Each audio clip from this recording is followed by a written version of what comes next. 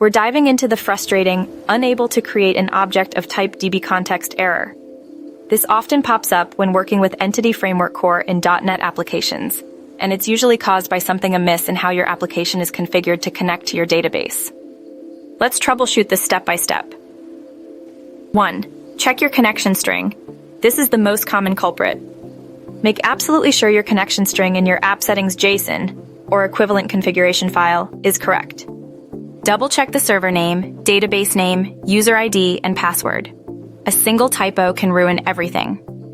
Ensure the database actually exists and that the user has the necessary permissions. 2. Examine your DbContext class. Errors here can also prevent instantiation. Look for any typos or issues in the onConfiguring method, which is where you typically set up the connection to your database. Ensure you're using the correct connection string name.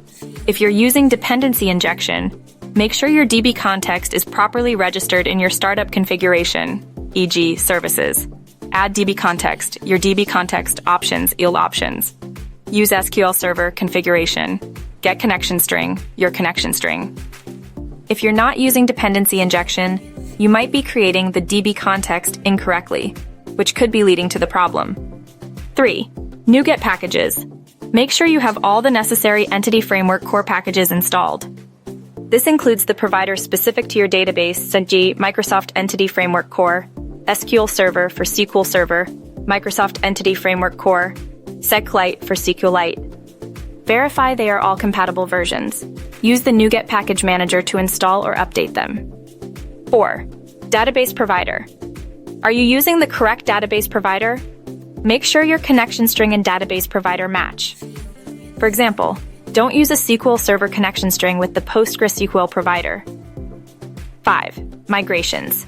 If you're using migrations, have you applied them to your database? Run add migration initial, followed by update database in the Package Manager console within Visual Studio to create and apply the initial migration if you have not already. If you have made changes to your models, update migrations using add migration and then update database again. These commands generate and apply database schema changes based on your code. 6. Firewall and network. If your database server is on a remote machine, ensure that your firewall isn't blocking the connection. Check network connectivity between your application and the database server. 7. Dependencies. If you have other libraries or services involved, ensure that they are not interfering with the DbContext creation. Check the dependency chain to see if any exceptions might be getting swallowed that would provide clues. 8. Permissions. Ensure the user account that your application is running under has appropriate read and write permissions to your database.